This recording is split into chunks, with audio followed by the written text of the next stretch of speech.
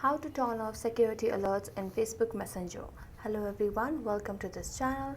I'm Emily and I'm here to help you out today. So without any delay, let's get started.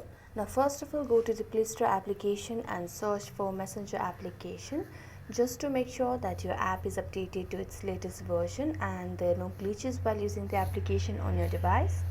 So just search for it, and as you can see, it is already updated to its latest version and I don't have option of any updates. So I'm going to tap on open and it will lead me to the home page of the Messenger application. Then tap on the hamburger icon at the top left corner of the screen.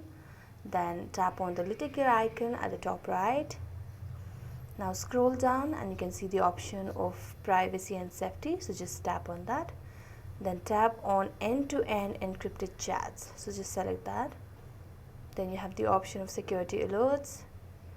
Now here you need to tap on manage security alerts. As you can see, there are two options and both are toggled on. So all we have to do is toggle off these options and there you go. So thank you so much for watching this video. If you enjoyed it, don't forget to like, subscribe and hit the bell notification for more updates. That's it for today and see you next time.